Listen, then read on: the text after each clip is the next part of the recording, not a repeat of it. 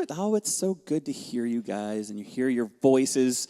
Can we just thank the band for leading us just in these last few minutes? It's just it's good. It's a blessing for me to be able to work with such a great, talented crew such as them. And so I'm grateful this morning. My name is Jamie. If you're new or you're visiting, if you are checking things out online, we want to welcome you. Thank you for either coming in on-site or online. I just hope that wherever you are, like Pastor Jason just prayed for us, that God would just kind of be present with you and that would challenge you with God's word this morning, as it's challenged me. So we've been in this series called God Is.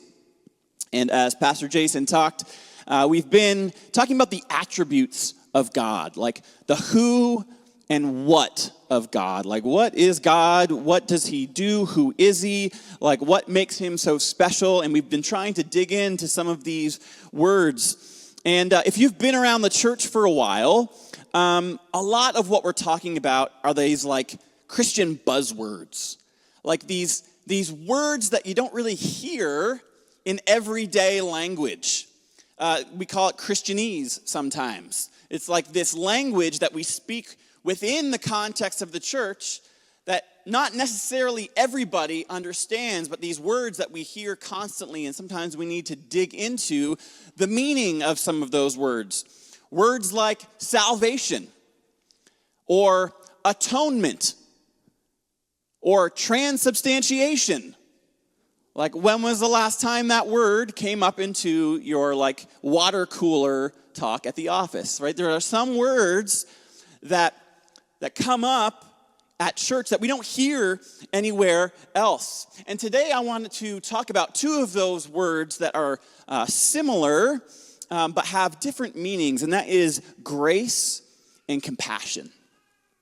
Grace and compassion. And for many of us who maybe grew up in the faith or grew up in the church, we've probably heard the phrase that the Lord is gracious and compassionate. The Lord is gracious and compassionate, which sounds all flowery and nice, but what does that really mean? I mean, what does it mean for us in 2023 as we're walking on our own journeys of faith and trying to figure things out? What does it mean, and how does it help us to know that God is gracious and compassionate? I want to read from Psalm 145, the first 8 verses. That's going to give us a little bit of context for what we're talking about today. This is what it says in Psalm 145. I will exalt you, my God, the King. I will praise your name forever and ever. Every day I will praise you and extol your name forever and ever. Great is the Lord and most worthy of praise. His greatness no one can fathom. One generation commends your works to another. They tell of your mighty acts. They speak of the glorious splendor of your majesty, and I will meditate on your wonderful works. They tell of the power of your awesome works, and I will proclaim your great deeds. They celebrate your abundant goodness and joyfully sing of your righteousness. And then it says this: the Lord is gracious and compassionate, slow to anger, and rich in love. So what does it mean when it says that God is gracious and compassionate? We hear these words quite often, and so I want to try and define them a little bit here in these next few moments. I want to define them from a biblical context. You may use the words grace like the thing that you say at the beginning of your meal, right? Which is, we have it all wrong. You're supposed to say grace at the end of your meal. That is the Jewish context of saying grace. Just a little 5-cent piece of information there that none of you will ever use again, and it's okay. We hear grace and we hear compassion, and compassion can be a term that we use for all sorts of things. But from a biblical context, here's how I want to look at these two phrases today. The first is this: compassion. And compassion is a deep awareness of the suffering of another, coupled with the wish to relieve it. Okay, let me say that again. Compassion is a deep awareness of the suffering of someone else, coupled with a wish to relieve that suffering. Okay, that's compassion. And then we have grace, and those words are often interrelated. They're often put together, but they are different. In fact, it's the NIV, which I know we typically preach from the NLT, but gracious and compassion is actually an NIV term. And sometimes you'll see other words like mercy in there, or even love to replace grace and compassion.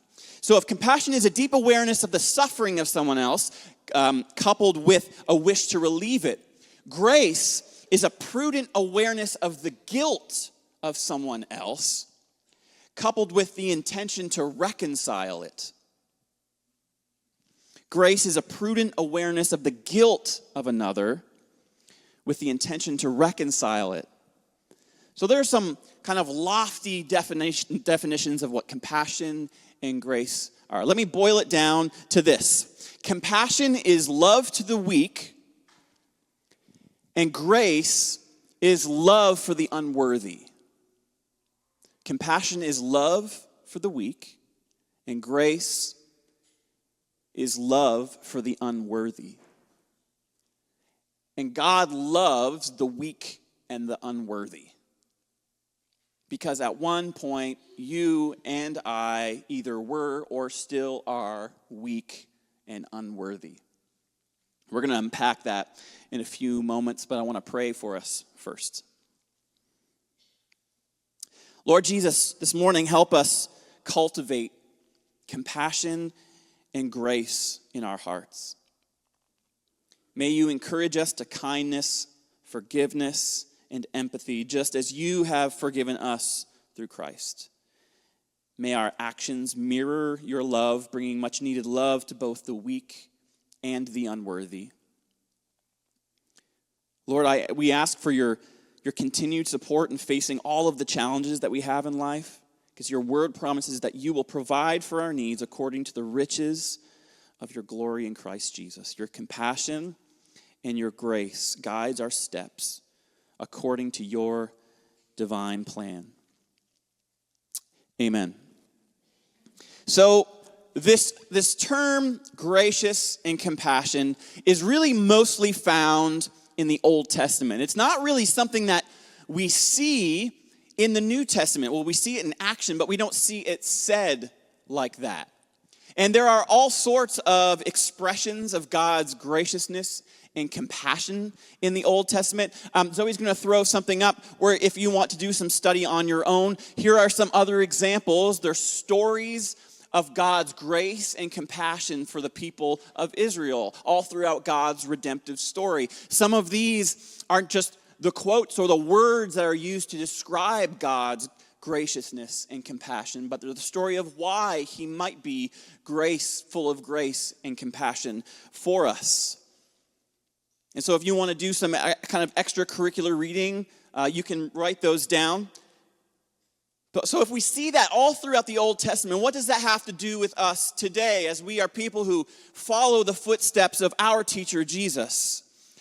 Well, the great thing about Jesus is that he was everything that God is, but he looked and talked and walked and breathed like us. He is the incarnate God come to earth to try to live out these attributes that all of God is.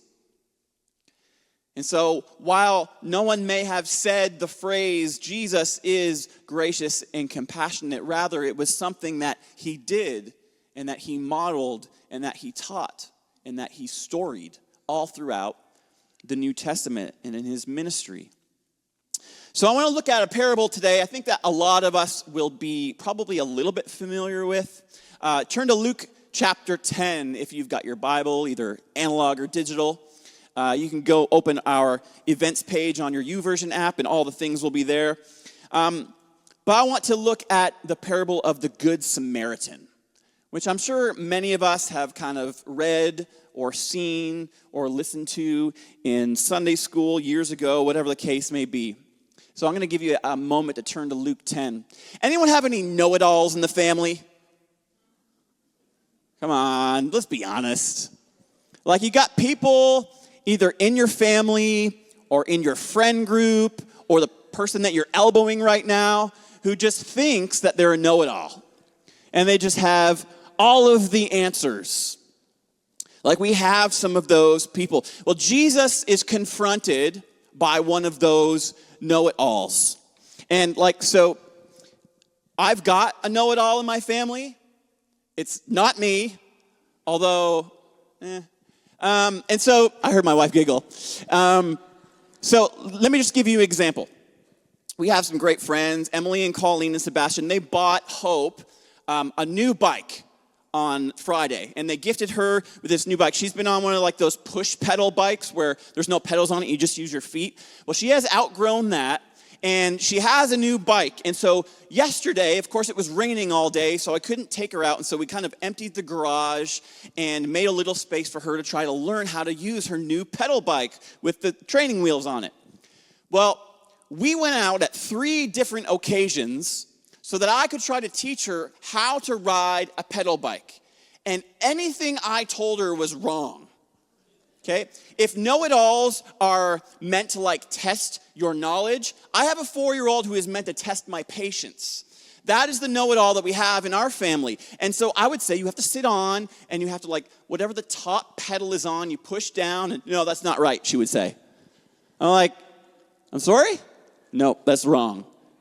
And I'm like, okay, you haven't moved yet. It doesn't matter, I'm doing it right. And then we would get in a little bit of an argument. And I would say, okay, well, we're done for now. And then she would have a meltdown, and it would just kind of happen 3 times throughout the day. And I was like, I'm sorry, but I'm not an avid biker, but I have been doing it for about 40 years, which is 1,000% longer than you've been alive. So I feel like I know something. Anyway, we have a know-it-all in our life. Jesus is confronted by a know-it-all in Luke 10. And so I want to read this. I hope that God's word is kind of expanded and opened up for you. I love this story. It's one of my favorite parables that Jesus tells. And there's all these little nuances that I hope we can unpack together. Starting at verse 25. One day, an expert in religious law stood up to test Jesus by asking him this question: Teacher, what should I do to inherit eternal life? Okay? This guy is a know-it-all. Okay? He's an expert in religious law. He's a Jewish man who knows all of the things. And he's asking Jesus this fairly typical question about Jewish custom and about eternal life. And he's trying to trip Jesus up. He's a know-it-all. And Jesus replies with a question because, like we learned on Friday from Pastor Johanna, when we ask God questions, sometimes his answer is in the form of another question, and it's great. Jesus replies, well, what does the law of Moses say? How do you read it? And the man answered, well, you must love the Lord your God with all your heart, all your soul, and all your strength, and all your mind, and love your neighbor as yourself. So this man would have very much known about these verses in Deuteronomy 6 and Leviticus 19. These were very familiar laws. And Jesus says, right, do that. And that's the end of the conversation. Do this, and you will live. And the guy didn't like the answer. That wasn't enough for him. So it says that the man wanted to justify his actions. So he asks Jesus, well, who is my neighbor? Right? To a man, to an expert in religious law, the only neighbor he would have known are other Jewish people. Okay? That's the kind of the context that he's trying to trick Jesus in. Well, who's my neighbor? And Jesus replies with a story. And this is where things get really interesting. We all know the story of the Good Samaritan, but to know the story and what's happening before the story is so key to unpacking the Good Samaritan. And Jesus, he said all he needed to say. Well, how do you inherit eternal life? Well, love the Lord your God with all your heart, soul, mind, and strength, and love your neighbor as yourself. There, do that. And the guys want to justify his actions, which means he knew that the only people he was loving in his life were Jewish people. The Gentile, he didn't want to have anything to do with the Gentiles. He wanted to justify his actions. In other words, he wanted to be right, not righteous. And I think sometimes we fall into that category of sometimes we just love to be right instead of following the righteousness of Jesus. But I digress. Luke 10, starting at verse 30, he starts the story. Jesus replies with this story. He says, a Jewish man was traveling from Jerusalem down to Jericho, and he was attacked by bandits. So, as we've said before, descriptive words about people and places are often very important when you're studying God's word, okay? So the man that was beaten was Jewish, okay? Remember who he's talking to, who Jesus is telling this story to, a religious expert. So he's already trying to put the man in the story. And it says they were traveling down from Jerusalem to Jericho. I'm going to talk about that in a moment. It says there he was attacked by bandits. They stripped him of his clothes. They beat him up, and they left him half dead beside the road. By chance, a priest came along. But when he saw the man lying there, he crossed over to the other side of the road and passed him by. And then a temple assistant walked over and looked at him lying there, but he also passed to the other side. So this priest and this temple assistant, both Jewish people, okay? They bypassed one of their own and just kept going. And so here's what I want. I want to talk about the Jericho Road for a sec, because this is a huge piece of this story. Jericho Road is about 17 miles long. It would take about 5 or 6 hours for you to walk it. It is this treacherous land of winding roads, and from Jerusalem to Jericho, there's 3,600 feet distance. And in fact, Jericho is below sea level. So not only are you winding and going, you're going down, right? You're kind of going down the hill. So there's all of these cliffs.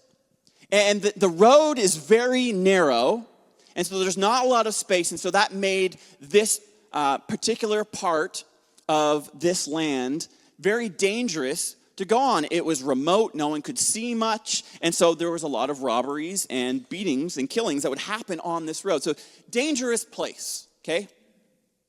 So I want you to keep this picture in mind just for a moment. How many parents do we have here? Raise your hand if you're a parent. How many of you catch yourself saying things that your parents said to you, like when you were young? Right? Yeah, a few of you, right? Like the other day, we were having a conversation with one of our kids, and I found myself saying, if all of your friends were going to jump off a bridge, would you? There's all these kinds of things, and there's other things that I find myself saying that my grandmother would always, when she didn't like something I would say or do, she would always go tell me to suck a lemon. I was like, no thanks, great for my liver, but I don't want to do that. We say things like, my mom always used to say, go fly a kite. Oh, go fly a kite. My grandfather, who was very English and a big fan of the bottle, would often have these funny English idioms that he would say, and a lot of the time he would say, go jump a cliff. He would say, I don't think he actually wanted me to jump off a cliff, but he would often say, like when I would do something or say something that he didn't like, oh, go jump a cliff. Now, keeping this in mind, okay, this is Jesus' way of saying, go jump a cliff. Now, bear with me for a sec. I know many of you are like, Jesus wouldn't say something like that. He's sweet and he's a loving hippie. He's not. Sometimes he would say things that would make us think, okay? So keep this in mind for a second. If you see a man, if you were to get beaten up by multiple men and you were all alone, you would probably try to find the nearest wall, okay? And you would huddle in the fetal position and just hope that you don't die. And so here is kind of what it would look like for multiple people to be on this road to Jericho. If you were getting beaten up, you would probably go on the furthest wall that you find, huddle up, and just pray that you make it out alive. Okay? That's kind of what you would do. Now, if that man was lying in that spot, dying, naked, in desperate need, he was weak, and you were walking along this very narrow road, what's on the other side of this man? What's on the other side of the road? A cliff. Jesus is painting this very interesting picture to saying if you see a fellow man in desperate need on the side of the road and you pass him, you might as well go off a cliff. Now, am I saying that Jesus is telling this guy to jump off a cliff? No. But he's painting this very accurate and interesting picture of if we are people who see others, whether weak or unworthy, in desperate need of other humans to come and help, we may as well fall off the other side of the road. This is the kind of grace and compassion in this upside-down kingdom that Jesus is giving us. Because if we see our fellow man huddled along the wall in desperate need and they're weak, and we just pass by, what's the other option? It's kind of like falling off a cliff. We are both dead if we don't help one another. Very interesting picture that Jesus is painting for us here. And then, as if that weren't enough, Jesus gets this religious expert who he's teaching this story to, he gets him even more mad. As if Jesus just didn't say, these Jewish men probably just fell off the side of the cliff. He gets him even more mad with this next line. This is Luke 10, starting at 33. Then a despised Samaritan came along, and when he saw the man, he felt what? Jewish people and Samaritans did not get along. In fact, they hated one another. There were racial tensions between these two people groups. They did not like each other. Samaritans were kind of a mixed race of Israelites and Assyrians, which were like Israel's biggest enemy for many, many, many generations. And so the Samaritans came from that. And so Jewish people saw them as unclean people or unworthy people. And so the man who Jesus is telling the story to, as if he couldn't make the story any more interesting, he says, a Samaritan man, someone that you hate, came along and helped this man. Verse 34, going over to him, the Samaritan soothed his wounds with olive oil and wine and bandaged them up. Then he put the man on his own donkey, and he took him to an inn where he took care of him. The next day, he handed the innkeeper 2 silver coins, telling him, take care of this man. If his bill runs higher, I'll pay you the next time I'm here. See, there's compassion and grace here.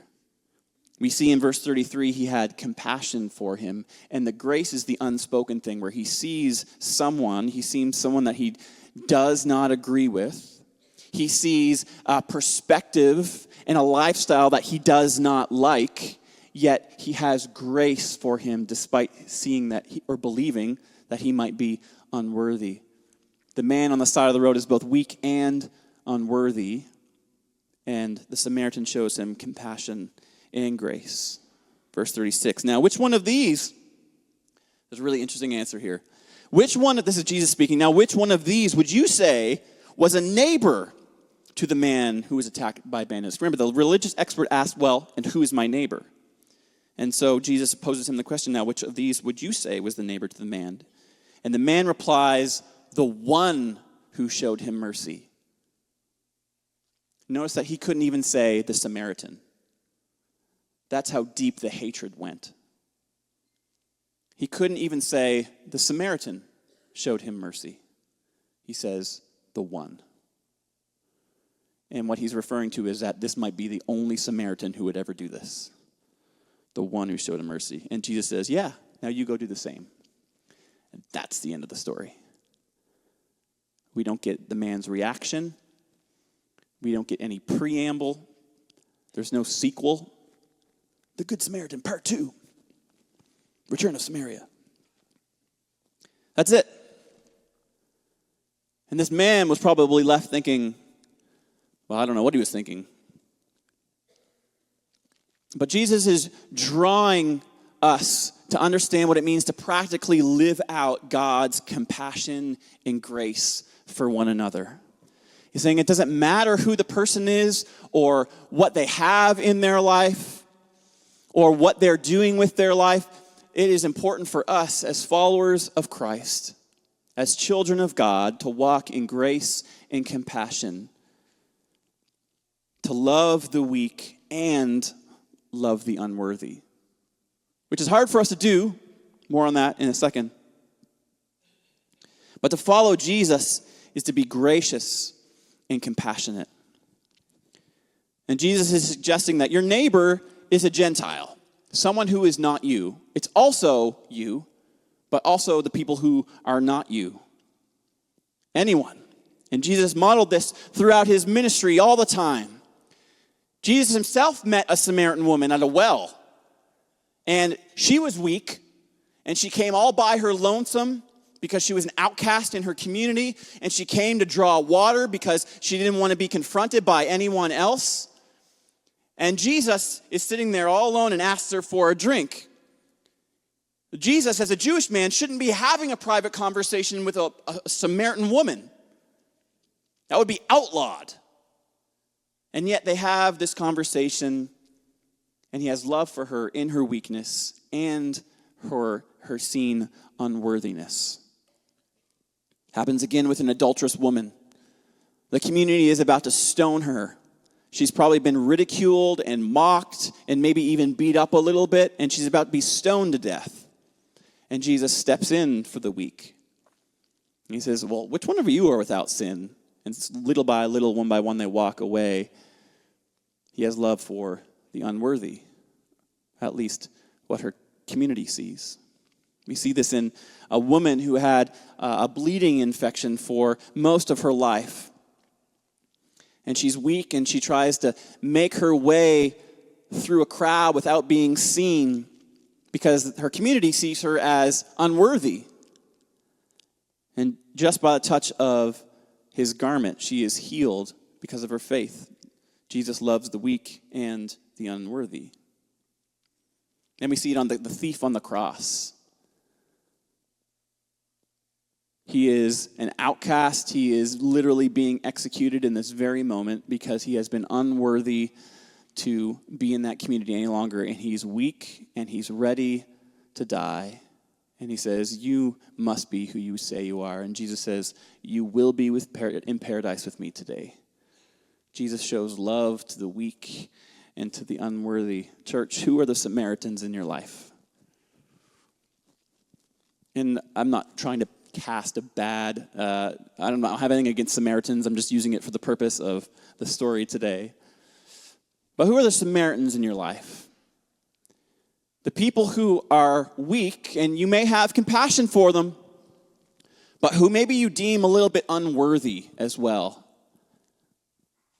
Is it the gay couple who live next door? You have a different sexual ethic than they do. Is it the boss who you know is having an affair and you don't know how to step in and you don't know what to say?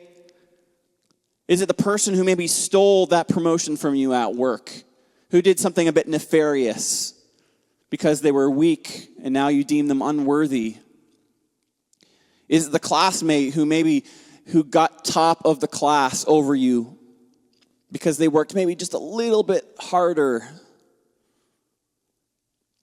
Is it the employee who just seems to be doing something a bit malicious under your watchful eye because they're weak and now you see them as unworthy? Is it the homeless man on the street? Is it my brother Mark, who lived his life 25 years on the street, who died last year? When we think of compassion, that's what we think of. Well, are we going to give this guy some change or not? There, I've done my compassionate deed for the day. That's sometimes what we think of when we think of compassion. But compassion is love for the weak, whoever that may be. And grace is love for the unworthy, whoever that may be. And it's hard. There are people in our lives who we don't want to love because of how they wronged us. And that's not easy. And I'm not saying it's an overnight change. But by the power of God's Spirit, I believe that we can begin to show love for these people despite our differences of opinion, despite our different lifestyles, despite the choices that we've made and that they've made, and when we've gone on divergent paths. And so the question, of course, is not just, who are those people in my life? Who are the Samaritans in my life? But how do I get there? Well, I believe the key is again in Psalm 145 and verse 8. The Lord is gracious and compassionate, slow to anger, and rich in love. We live in a pretty angry world. Do a quick scan on your social media, and you'll see something that either riles you up, or you'll see something, an argument happening between people with divergent views on whether it's politics or sexual ethics or whatever the case may be. And it's easy for us to get angry. And can I just say here that it doesn't say that God doesn't get angry. Never in the Bible does it say that Jesus never got angry, but it does say that they were slow to anger. And when we are slow to anger, when we see things that bump up against our beliefs or bump up against what we want to see happen in the world, it doesn't mean that we can't be angry, but we should be slow to anger. Because when we are slow to anger, we become better listeners. We begin to see different perspectives, even though they may differ from our own. We then can be able to love both the weak and the unworthy. See, what happens is relationships happen. Conversations happen. And Jesus begins to work in us and around us. And so when we are both slow to anger and rich in love, and that's not the quantity of love, it's how much a little bit of love can we spread out here and there. It's about the quality of our love for the individual in that moment.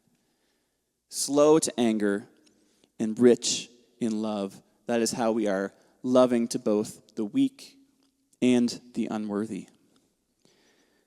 Because I hate to break it to you, but we at one point were both weak and unworthy of God's love. All throughout the Old Testament, they tried to find ways for God's people to be obedient to God's love and God's law until he brought Jesus to earth for us, to model grace and compassion for the weak and on the unworthy. And some of us here today have experienced God's grace and compassion in our lives. Raise your hand if you have. Right.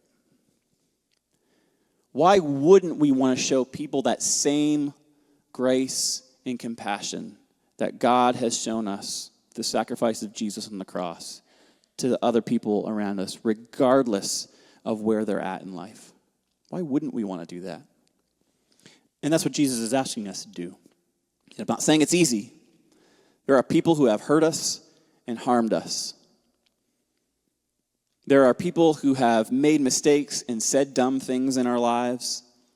And sometimes we've been the person who have done those things or said those things because we were weak and unworthy. And Jesus looks at every one of us and says, yes, you are weak, but I can make you strong. You are unworthy. But by the Spirit of God in you, when you surrender your life to me, you are worthy to be part of the family.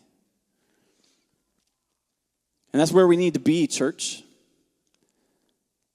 That's what it means to be gracious and compassionate. We were too weak to live lives the way that God wanted us to. We were too unworthy to be in God's presence. And he gave us Jesus to strengthen us and to make us worthy of having him so close to us that he is living inside of us, speaking through us through the power of his Spirit. He made a way for us to live like himself.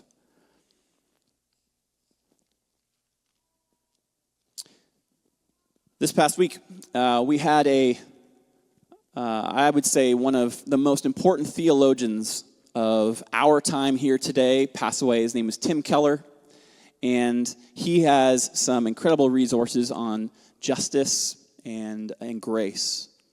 And I want to close us with this quote, and I want to honor him and honor us and God's word in what he says about grace. and compassion. He says, God sees us where we are. God loves us where we are. And God accepts us where we are. But in his grace, he does not leave us where we are. When I was weak and unworthy, Jesus stepped into my life and saw me where I was. He loved me where I was and accepted me where I was. And as soon as I stepped into his grace through his calling, he said, you cannot stay where you are. He does not leave us in those positions. And so if you are someone who has yet to receive the calling of Jesus on your life, if you are one who has not yet surrendered your life to who Jesus is and what he has done for us, if you still don't even understand what it is like to walk in grace and compassion because you haven't experienced how God's love to your weakness and God's love to your unworthiness, I invite you to figure it out. I invite you to get into God's word, to have a conversation with someone that you know is living for Jesus and say, I need that. I am weak and I feel unworthy. And if Jesus is truly calling me unto himself and wants to give me strength in my weakness and is calling me unto himself to be a part of the family of God, to be worthy enough to step into his presence and be a part of what he is doing every day of my life with the Spirit of God inside of me to help me do those things, I invite you to somehow find out how to do that. You can go to croad.ca/Jesus. You can have a conversation with me or Pastor Jason or any other staff here. I bet there are people on this stage right now willing to have a conversation with you about what it means to live for Jesus. And I don't want to bore you with a whole bunch of Christianese buzzwords, but I can tell you this. He saw me where I was. He loved me where I was, and he accepted me where I was. But in his grace, he did not want to leave me there. And I think it's the same thing for you. He sees you. He loves you. He accepts you. But in his grace, love for the unworthy, he doesn't want to leave you where you are. Let me pray for us. Jesus, grace is an amazing, amazing thing. It's a concept that is often hard for us because we don't like to be called unworthy. We don't like to be called weak. But that's where we land when we don't have the grace and compassion of Jesus living inside of us. And when it comes to eternity with you, God, I want to be there. I want to live that here on earth now, today, with grace and compassion for those I disagree with and for those I dislike and for those I'm angry with. Because I was there, and if you did that for me, Lord, help me figure out how to do it for others. And I stink at that sometimes.